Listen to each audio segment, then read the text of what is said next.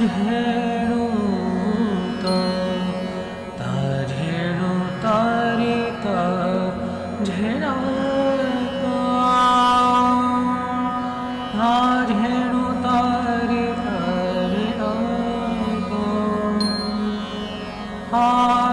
झेणु तारी हरे झम हरे ता झम तारे झम तारी झम ता झेणु तारी ता झेणा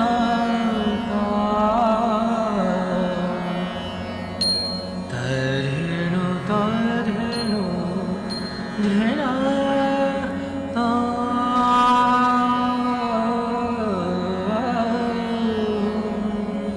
ता झेणु तारी ता झेणा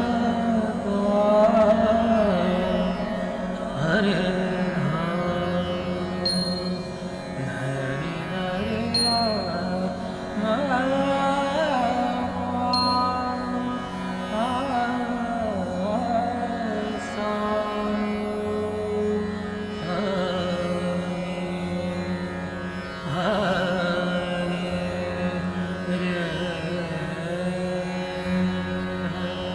झेणक झेणक झेणक झेणक धिनी ता ता कडक ता धिनी धिना कडक ता धिनी कडक ता धिनी धिना कडक ता धा धा ता कडक ता धिनी धिना धिनी ता धिनी धिनी धा धा धा.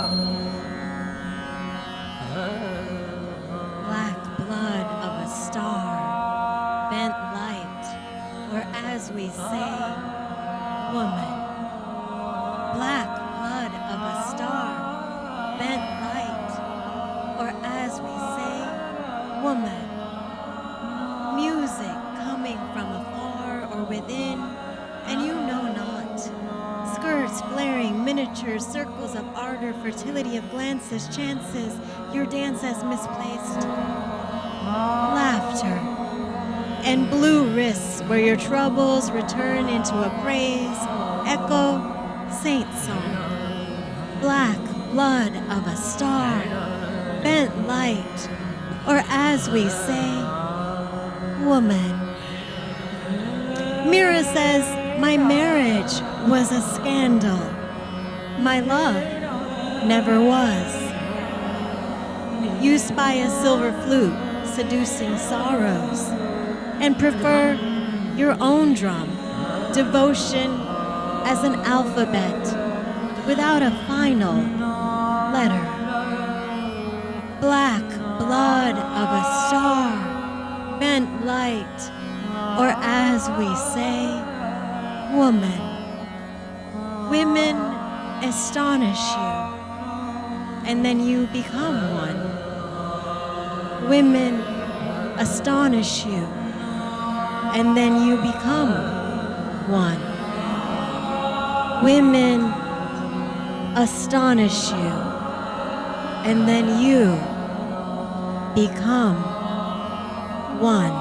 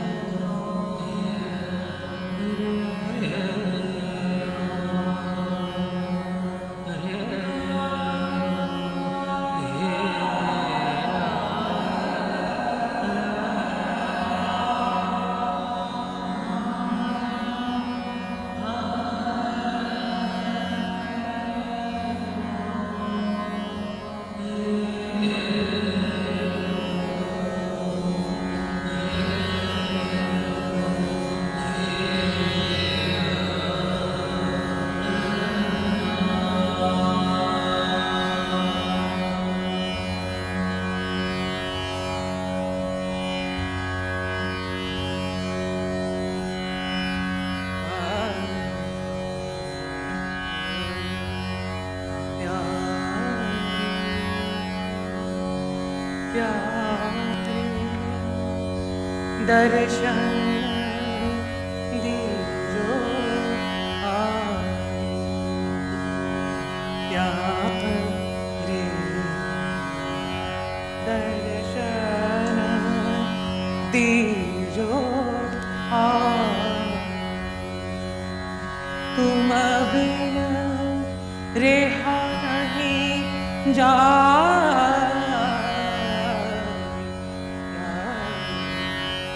दर्शन दीजो आए जल बिना कमल जल बिना कमल चंद्र बिना रजनी ऐसे तुम देखा बिना सजनी जल बिना कमल चंद्र बिना रजनी ऐसे तुम देखा बिना सजनी आकुल व्याकुल हिरो रैन देना बिरहा कले जो काए दर्शन दीजो आए।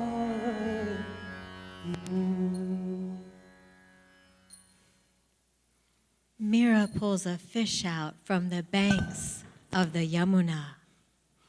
Flails in her hands, dark with back and force, so many from one. She touches protestations, sour memoirs, racked pleasures, bequeaths the ache of constant swimming. Eyes bulging towards air, scales absorbing each stroke. And yet this one is unready to be held. In touching, she knows a beloved. Back into the river she throws the quivering thing until it is ready to be taken whole.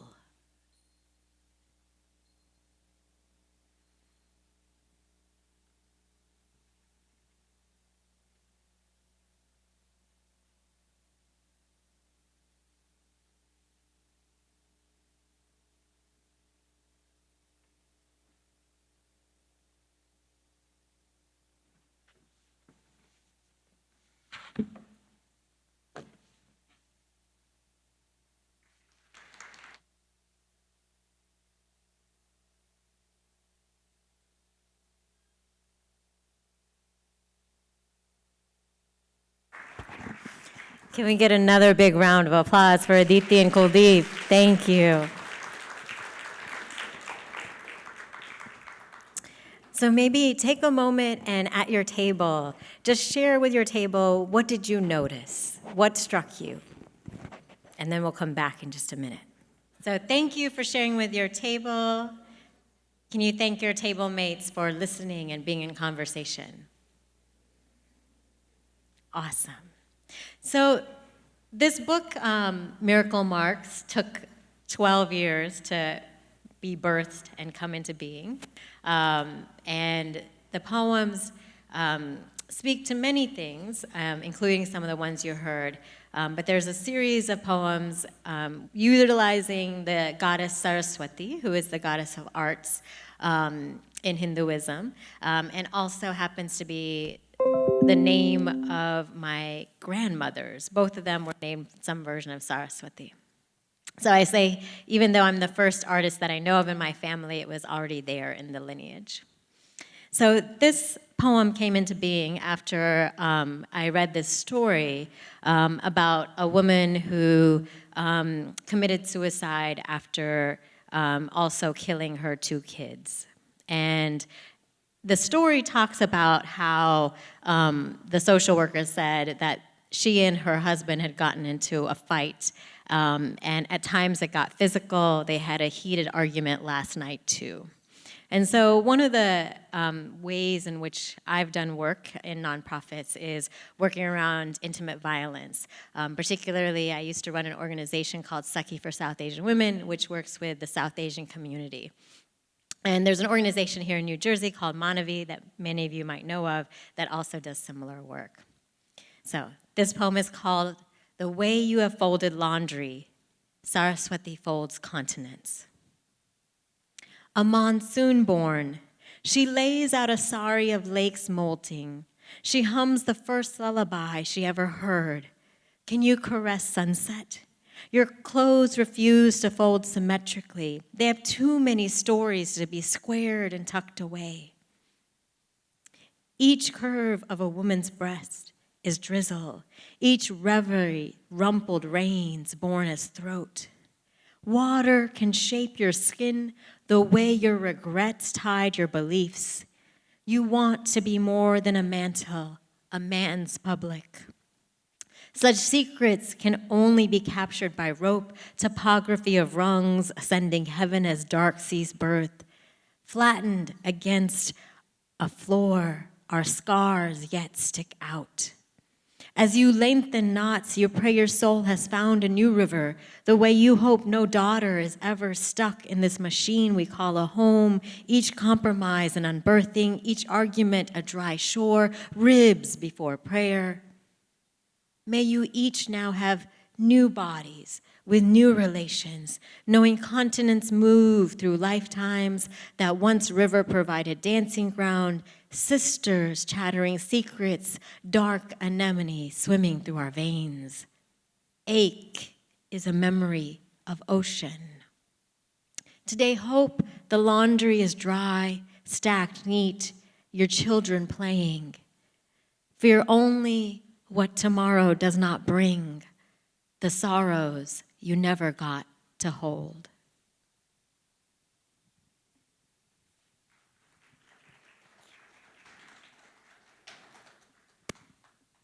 So that was a poem that stemmed from a story in South Asia, and this is a poem that emerged from an incident that happened here in the US. So in Indiana, a woman named Purvi Patel, my name is also Purvi, so that resonated, but Purvi Patel was convicted of both having an abortion and letting a baby survive or not come to life. So she was sentenced for 20 years.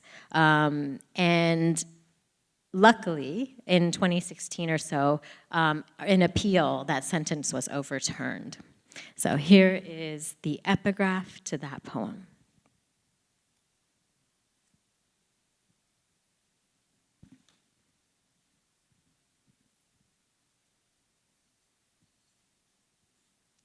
Patel, a 33-year-old woman who lives in Indiana, was accused of feticide, specifically illegally inducing her own abortion, and accused of having a baby whom she allowed to die. The facts supporting each count are murky, but a jury convicted Patel. She was sentenced to 20 years in prison. And this is the poem. Saraswati praises your name even when you have no choice. You had a name no one could hold between their teeth, so they pronounced a sentence. Had you the choice, you would pilgrim to the Vermilion. It is no Ganges, but you could dream for tiger's blood, for 8 tributaries to open into palms bearing girls unfettered. Before your baby was a baby, could it float? Could a stillness of breath be the air asking for alchemy as you cast your life as a spell? These days, the world is looking for witches. You had been searching for an hour beyond labor, option of pleasures, choice unscripted by parents, borders unscripted by choices, a passing salvation. You had not expected this state, punishment for a wrung womb.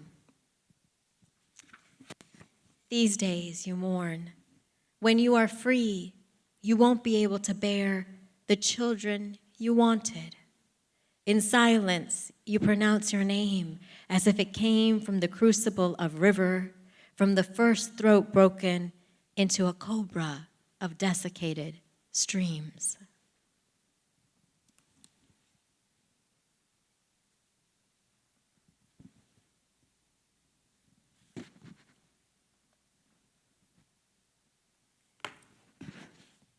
So I'm going to continue this onslaught of depressing information, which is to say that currently in India, there is a lot of violence spurred by Hindutva agents supporting a very fundamentalist view of Hinduism.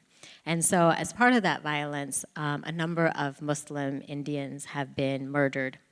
And so this is a poem that responds to some of that communal violence. It starts with this epigraph, two epigraphs, and the first one is by Nirmala George, who says, India's government is advising pregnant women to avoid all meat, eggs, and lusty thoughts. It's a little too late for that when they're pregnant, but okay. And then also from Smita Nair, stating that she will, quote unquote, request the central government to hang people who eat beef as status symbol. Sadhvi Saraswati from Chindavara in Madhya Pradesh on Wednesday urged Hindus to stock arms at home to save our women from love jihad. This is the poem. Saraswati says, in my name, love the sweet of yourself. Woman, do not eat last. Women are not meat, though women are treated less tenderly. Woman, do not love last. Women are not meat unless they are treated as food for men and the sons growing inside them. Woman, do not worship last. Women are not meat, though women carrying meat have been harmed. False saints need protection through falsehoods. Woman, do not lust last. The sensation of a hand against your spine, even as you grow another spine inside your belly. Only union can tell you of unions. Only harmony can tell you of harmonies.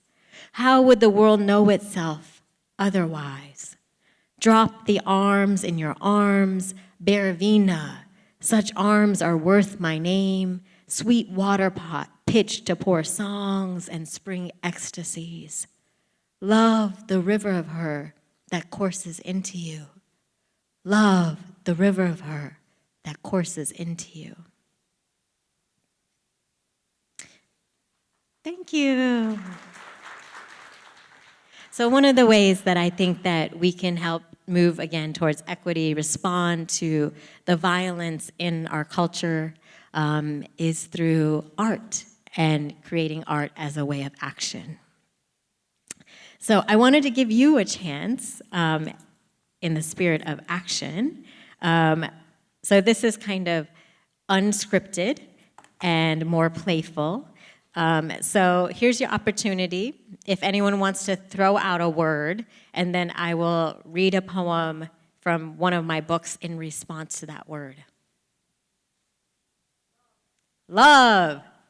Awesome. Okay, that's easy. I mean, love is hard, but reading a poem about love is easy. So this is a poem that I wrote after my cousin in India was getting married. And so how many of you have had mehndi before, or henna on your arms? Raise your hand so I can see. Yeah, awesome. So I love it. And also, there's a way in which our traditions and cultures, and actually mehndi is Persian in origin, get transformed in this country to a different kind of commerce.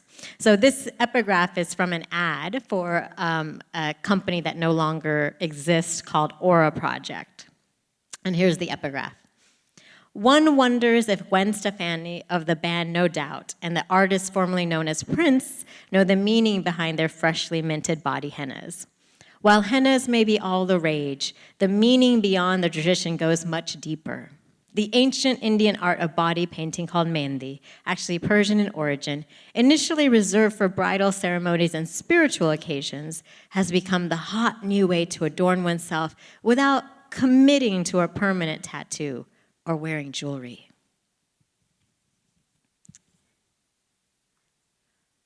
Loss is an art, traversing one world to the next. The mehndi is leaving my hands, brown swirls dissolving into brown skin.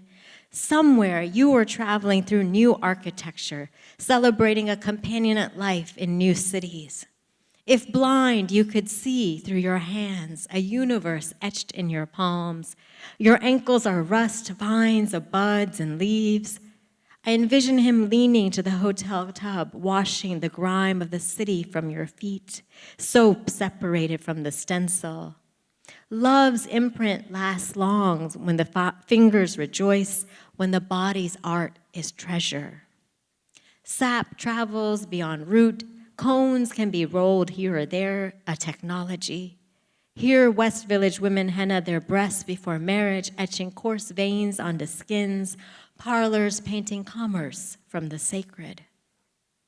Riding the train in America, the thrush emerges from water pools, orange chaff unconnected to the earth growing as if without umbilical soils.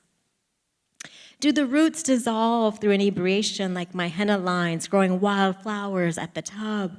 The mark of family is on the body, not the engagement ring suddenly removed at the sink, not in the route the scent of perfume takes to leave the day's sweat, but in the designs which intimate, bequeath blood.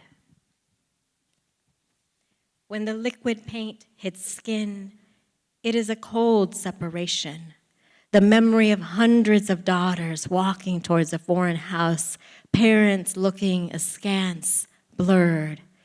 They say, absence is a color, the deep brown of life, which is always receding.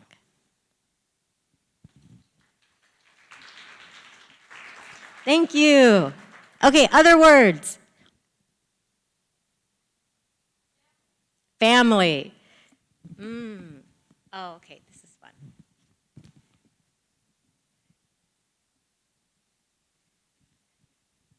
So this poem emerged in a conversation. Okay, so also my mom says that writers are parasites because we take from other people and write stuff.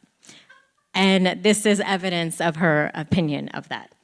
So I was having a conversation with my father about the word, do any of you speak Hindi or Urdu or South Asian, like some of the North South Asian languages? Yeah, so the word sama, I was like, oh, that kind of sounds like summer. And then as I was like researching it, I realized through the research that it's related to the idea of time and season.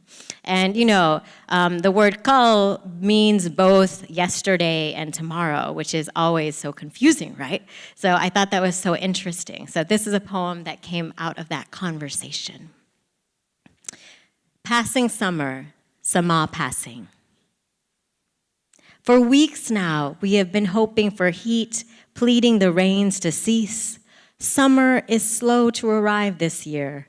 We enter June caught within crisp wind and longing. Not that summer is like holding out for a green card or love, but we have grown to expect summer, to look forward to leisure hours, to bake our skins, feel the sting of rays on our lips, to laugh with friends, a heat from the inside out. How is it that summer comes back year after year, offering days of longer light, the steady bloom of green, when we ourselves feel so spent? Yet this is summer. And in our slight hands mark what we have brought here to this great lawn, bread and wine, song and frisbees, hearts and memories. Have we carried too our worries and angers, our depressions and aches, the slight buzz through storms without respite? Where is that magic job I want, that magic love? How do I teach my heart to forgive? Are these questions driven by wanting heat, the intoxicating heart of summer? When we who are young but quickly moving through summers tell our kids about this day, will we say that one day in a Brooklyn park we gather to watch cartwheeling children, running dogs, a kite lifting in the air? Or will we forget this day as we have forgotten so many others on the path to this June summer? Forgive me, the new millennium summons questions, demands poets think beyond the moment to the scrolls of time. Maybe this is the mystery of summer itself, the word that keeps locked within itself seasons and years. Is sama hum kya sochenge? Sama, summer, a summary of time's markers. But in this moment, in this summer, we have before us cartwheeling children, running dogs, a kite lifting in the air, brown bodies pitching dialects against a flowered tree, and growing blades of summer's grass. Thank you. Thank you all for also offering words. So I'm going to close actually with a love poem. And this poem emerged out of a project I did on the 10th anniversary of 9/11 with Kundiman, an Asian American poets organization. And there were 9 of us poets who interviewed Asian American community members about their experiences with 9/11 and the 10 years after. So part of this project was deeply personal, as I had a friend who was a Sakhi volunteer who passed away in the World Trade Center, and also because as a South Asian community member, there was so much backlash and the drumbeat of war. And so on both fronts, there was so much happening. I chose to interview Rajinder Singh Khalsa, who is a Sikh American, and he was the survivor of a hate crime. He wears a turban, and in Richmond Hill, one day he was attacked and faced hate speech and violence. And so I spoke to him about that experience, and we also had a really long conversation. It was a kind of typical Desi conversation, so I went to his place, and he and his wife were like, "Oh, have you eaten yet?" And so we had like 3 courses of food before I actually started the conversation. I was so well fed. And then it turned out actually that Rajinder had worked for a little time in the city in which I was born, in Ahmedabad in Gujarat. So he is Punjabi, but I am Gujarati. And so we had this exchange about our shared knowledge of this place, Ahmedabad. So I'm going to give you a listen to an excerpt of our interview and then share the poem. I had the connection with the people, company with the people, sharing the culture with everyone. So I enjoyed their food, that they put sugar in everything. So I had a question in my mind. When the people reach to the 40, 45 age in India, then suddenly they know that they are diabetic. So I had a question. When anybody go diabetic, all the life he eat the sugar in every dish. So suddenly the sugar stop. So how they feel that? But I could not get answer from Gujarati people. And one of Gujarati was telling me, when doctor told me you are diabetic and you should not eat any sugar. So then I feel more thirsty for the sugar. So this was my answer to Rajinder question about sugar. It's called Pour Some Sugar on Me, reprise, or a Punjabi works in Gujarat. Because there is no answer without a question. Because birth is bitter, but womb is sweet. Because cool rivers' waters boil down, bring flats, but only sweetness makes 2 edges meet. Whether New Delhi or New York, no boundary or map needed, this is cosmos alone. Because even the colonizers genuflected to silk and its strands, say Cain's true plants nation as a revolutionary plant's hope, soul stunned alive. Because the past is never so far, and the future never so near. because sweetness needs no capital. Because there is no satisfaction without a longing, because there is no honey not drawn to a bee. Say polymer, double bond, chain of desire, your blood rushes to cheeks, glory and glistening, because each human needs to store away adoration. Because rain may leave you deserted, but desert will leave you no rains. Because tomorrow is potential, but today is here today. Because the most effusive lover is yet thirsty. Because love should be more than a 4-letter word. Because we should not break, but dissolve always into each other, so that when you miss a person, you shall emulate their savor.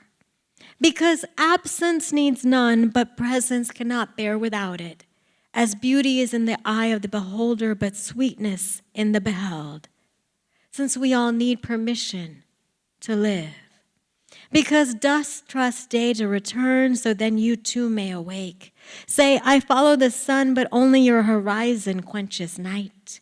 Since you want conversation and kiss, and never to have to choose. Because you want. Say then, yes, pour some sugar on me. Let explode and rearrange each element around, build dews and decadence in night sky. Remind us of love and love, this one bond, unbreakable. How you say yes, and yes, please, and yes, just a little bit more, just now, yes, a tad bit, yes, more. Thank you all. You've been great. So now we have a chance. I'm going to invite Aditi and Kuldeep back up, the amazing dancers. Give them a round of applause again. It's such a blessing to be able to work with them. So we have a little bit of time, and we can put the lights back up, actually, so folks can see. We have a little bit of time for dialogue, some question, answer, reflections.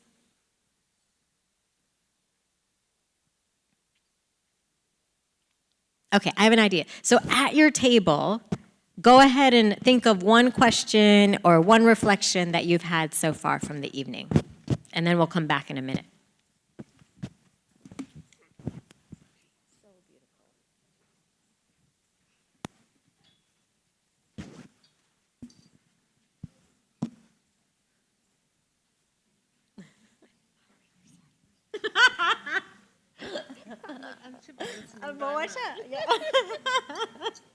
Yeah, you did a great job. That's not what I meant. I meant it looks really good. You did do a great job.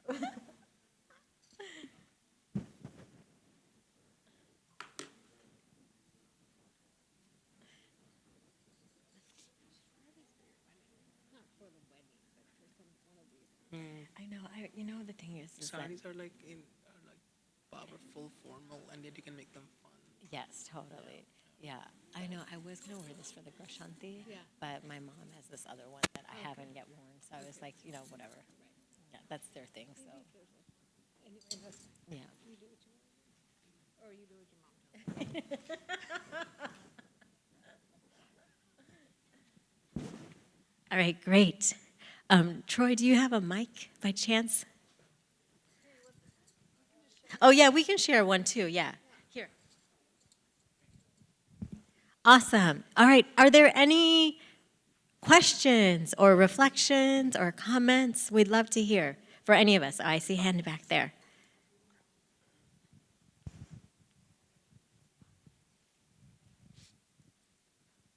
Hi. So we were wondering who choreographed the dancing. Was it you guys, the dancers? Was it like based on the poetry? Yeah, that's the question. Great question. That's a good question. Well, I think it's kind of all of it. Like, we did this for her book launch, but it didn't look like this.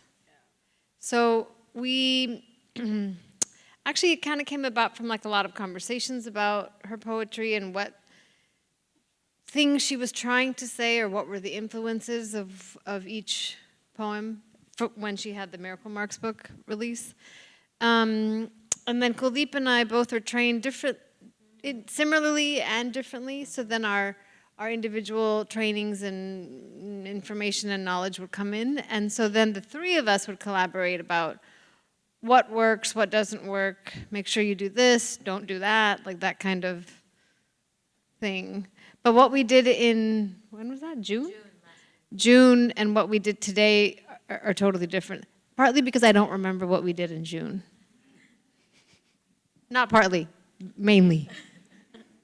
Yeah, and also as we had conversations, we checked what could be tweaked and what could be tightened, what couldn't be loosened. You know, we worked as a triad, and then the music came in with the ragas. You know, she gave her input that she wants this emotion. And then I was trying to sing and improvise, and Aditi said, maybe try this different shade in the music. You know, so that in that way we also kind of created the music. And then for today's piece, we just composed this composition yesterday, and I finished making the piece in the morning today.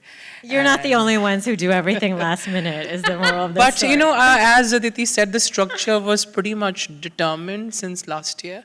We really polished it further. Yeah. Yeah, and I think I would say too, it became deeper in a way.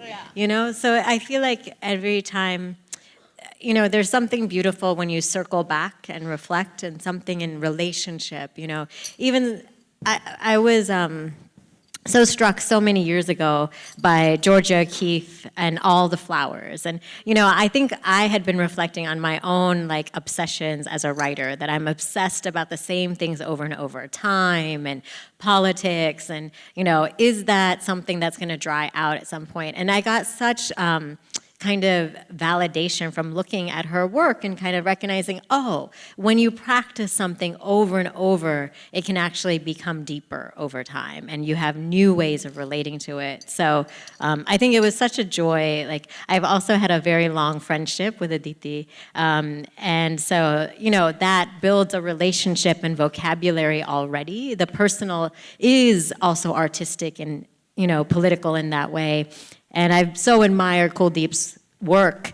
And particularly in this book, I wanted to explore ideas of what is gender. And one of the things that I was thinking about is that for those of us who identify as Hindus and believe, and other traditions do too, in terms of in reincarnation, what is it to say that we are born, if we're reborn again, as the same biological kind of sex or gender? And also for us, there's ideas of the feminine and masculine, and that all of us have the feminine and masculine in us. And so I wanted to explore that idea through Kuldeep and Aditi and their magical dance, in terms of, like, what are our ideas of gender?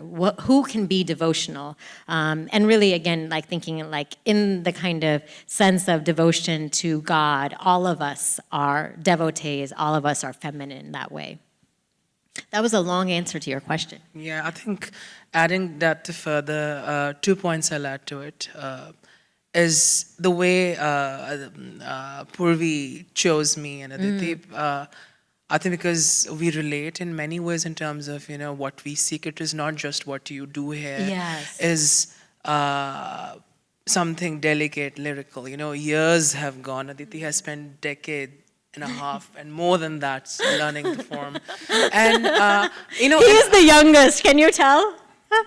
Yeah. Yes. Okay, yeah. And, you know, but I think the core concept is when she talked the conversation, I said, like, yes, we all yearn to understand the larger self within. You know, I think that's where the gender emerges as a man. I think I look at lots of historical systems. That's why when she talked about Mirabai is one of my favorite characters too. You know, someone who was very powerful for her time, and she was way, way ahead of her time, you know, who changed the ideology in a man's world. And being a feminist myself, you know, coming from a really a strong patriarchal background, I am not too comfortable with, like, extreme gender roles. It's not the reality. I think, you know, I think looking back in terms of history, I always tell my parents or other friends, we talk about, this is my tradition. what is a tradition? Traditions keep reinventing. You look back 1,000 years ago, we don't know what they were doing, but if you dig out a certain artifact anthropologically or through a system of history, we know in certain phases women were stronger, men were stronger. And I very clearly remember Bettany Higgs, this British historian's documentary, which I saw 2 years back, where she mentions that in 8000 BC in Kettle-Hewick, the ancient most remains of a civilization, family structures were not what we are used to today. It is only the Mesopotamian civilization, the man came and it's like, oh, this is how you're gonna work, which is, and it changed my understanding, that we are only living and understanding a world which is just 10,000 years old, and what we look at tradition, it could be even like just 4 generations back. What is a tradition? It's not set in stone. You change it. It's beautiful. Yeah. Other questions or comments?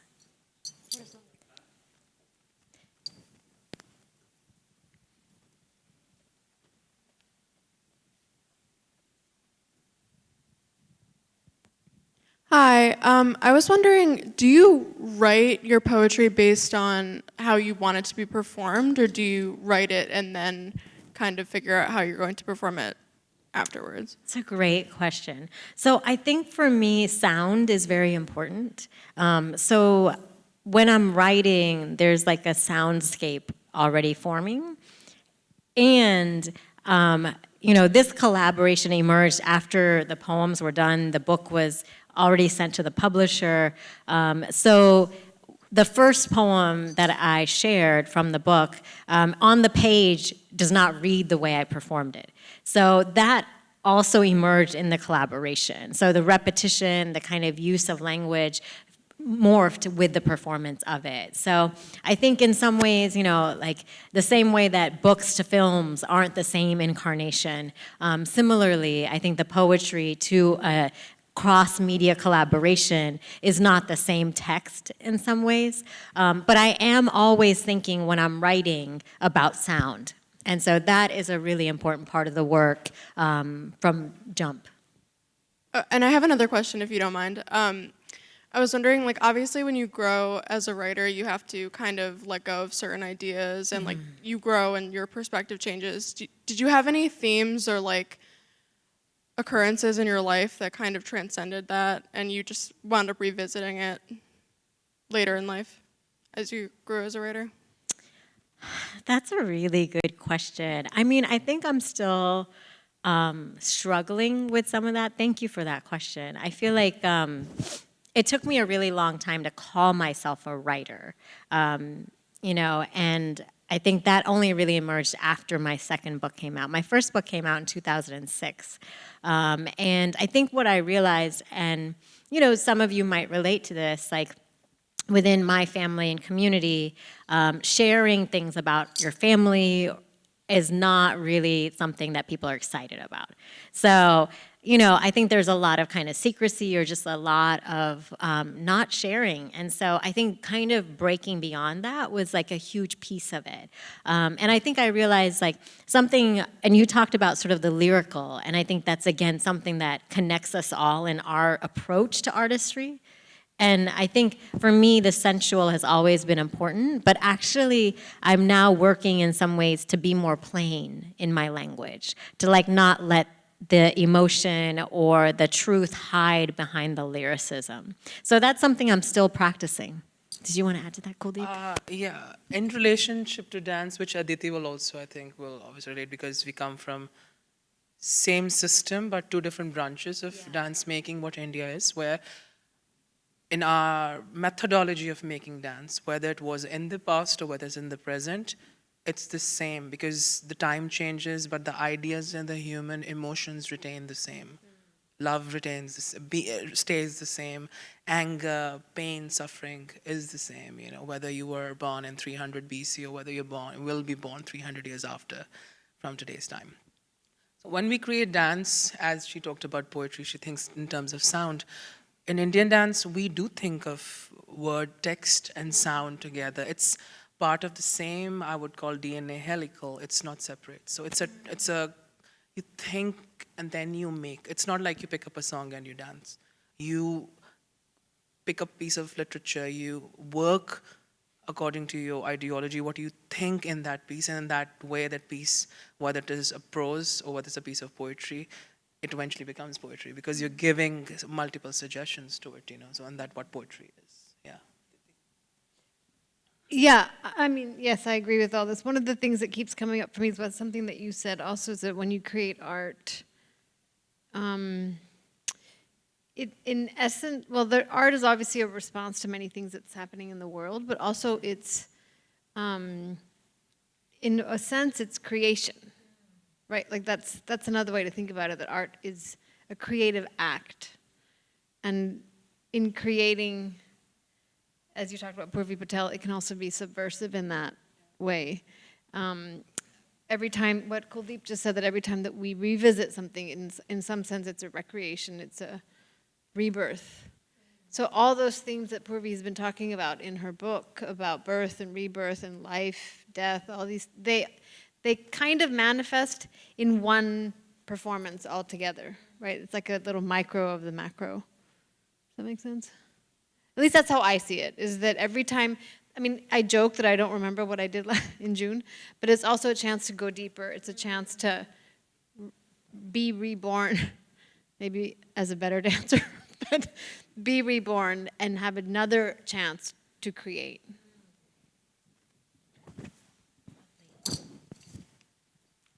Any other burning questions, comments? Yes, Rick.